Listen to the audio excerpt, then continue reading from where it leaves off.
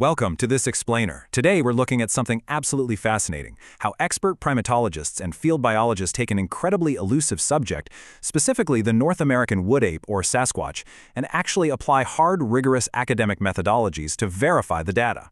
Now, regardless of where you personally stand on this, the scientific framework they use to analyze this potential evidence is literally mind-blowing. I mean, it brings up a really fundamental problem, right? How exactly do you study a species you can barely even see? For decades, this whole field has just been plagued by these fleeting visual encounters. And let's be real, a blurry photograph or a startling 10-second sighting in the woods, that simply isn't going to cut it for rigorous scientific study. If we want to move the needle, researchers absolutely need something tangible. Which brings us to a really pivotal insight.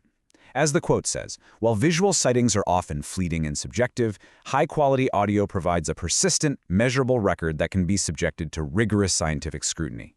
This is a massive, game-changing shift.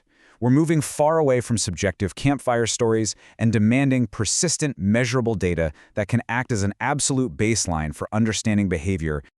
Okay, so here's our quick roadmap for today. We're hitting 1. The need for hard evidence. 2. Capturing acoustic signatures. 3. Verifying audio data. 4. Analyzing footprint anatomy. And finally, 5. Differentiating unknown tracks. All right, kicking things off with Section 1, the need for hard evidence, or moving from stories to science. Let's see why audio is basically the holy grail here.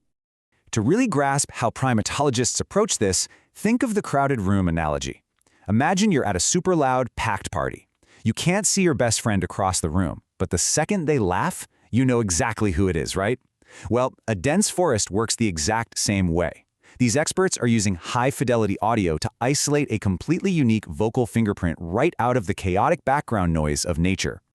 Moving right along to Section 2, capturing acoustic signatures and how researchers actually go about gathering this data out in the wild. Capturing this kind of audio is no joke. It's a seriously intense 4-step operation out in these rugged high-rainfall areas. It starts quietly with passive monitoring, basically dropping autonomous recorders deep in the woods to listen 24/7. Then they escalate to active field recording, using thermal imagers in the pitch black. Step 3. Bringing in audio attractants. They actually broadcast ape sounds, hoping to trigger a territorial response. And finally, things get interactive. They try to provoke a direct reply by mimicking things like wood knocking.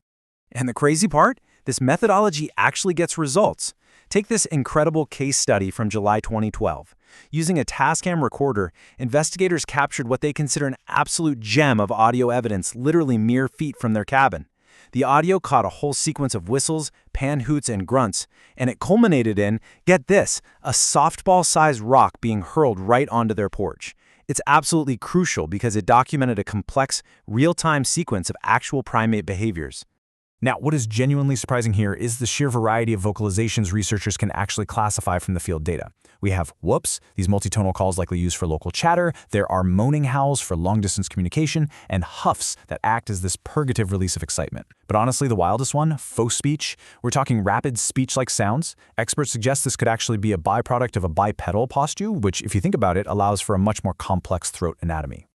Okay, on to Section 3, verifying audio data. Let's look at expert analysis and the rigorous process of elimination. Because capturing the sound is just half the battle. Credible primatologists don't just sit around guessing. They use forensic-level verification. They take these raw field recordings, clean them up, amplify them, and convert them into visual spectrograms, basically literally mapping the sound frequencies. Then this data is handed over to outside academic institutions like the Cornell Lab of Ornithology. The whole goal is to systematically rule out any known wildlife, carefully searching for distinct primate patterns in that audio. Here's a brilliant example of that exact process of elimination. Down in Oklahoma, researchers recorded this unknown whistling sound. Now, skeptics immediately jumped in and said, oh, it's just an owl. But the spectrogram proved otherwise. You see, an eastern screech owl has a very specific visual signature that hits exactly at 1.5 kilohertz.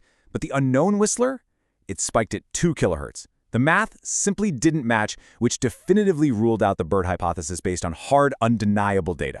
Of course, audio is just one piece of the puzzle. Let's hit Section 4. Analyzing footprint anatomy, and dig into the actual biomechanics of a trackway. Just like with the audio, verifying footprints is highly systematic. Researchers aren't out there looking for just one random print in the mud. They need continuous trackways to study movement over time. They meticulously document the exact step and stride lengths.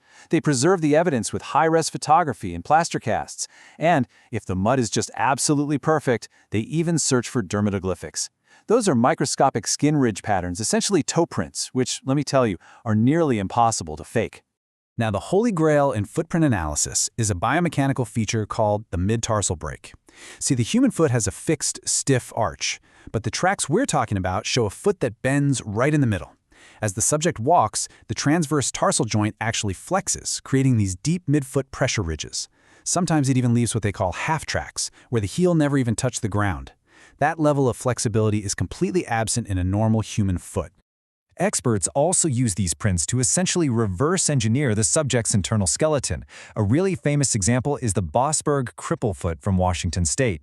By studying the pathology of this malformed track, like literally looking at where bunionettes formed, experts could pinpoint the exact internal joint positions. What they found were consistently elongated heels that act as a massive power arm lever, which, if you think about biomechanics, is exactly what you'd need to move an incredibly heavy creature. And this unique skeletal setup results in a very specific, dynamic signature known as a compliant walk. It's this fluid gait with bent knees that increases the period of double support, meaning both feet are on the ground longer, completely avoiding that jarring, stiff-legged heel strike that we humans use. What's amazing here is that this hard biomechanical data perfectly backs up decades of eyewitness accounts describing a massive creature seemingly just gliding or floating over really steep, broken terrain. Bringing this verification process home, let's jump into Section 5, differentiating unknown tracks, and how we go about ruling out the knowns. So the elimination criteria these analysts use are remarkably strict. Someone thinks it's just a bear on its hind legs? Well, analysts look for the total absence of claw marks and confirm a long, continuous bipedal trackway, which bears just do not do. Think it's a human? Well, it's not just the massive size, averaging about 16 inches. They're looking closely at that flat foot architecture and a high degree of toe mobility, specifically toes splaying and curling, that human anatomy physically cannot achieve. When you put all this together, it builds a massive, undeniable statistical difference. Take a look at this number, 33. On average, the unknown tracks collected by researchers are 33% wider than a human foot of the exact same length. Combine that immense width with the midtarsal break and the compliant gait we talked about, and the idea of some human hoaxer running barefoot through the mountains, it becomes highly, highly improbable. Which leaves us with a totally fascinating reality. We have expert primatologists applying incredibly strict scientific methods, from acoustic spectrographic analysis right down to biomechanical morphology, to painstakingly eliminate bears, owls, humans, and any other known apes. So I'm going to leave you with this final thought. When experts successfully and rigorously rule out all the knowns, what exactly do we do with the data that remains? Something to think about. Thanks for joining me on this explainer, and keep questioning what you think you know.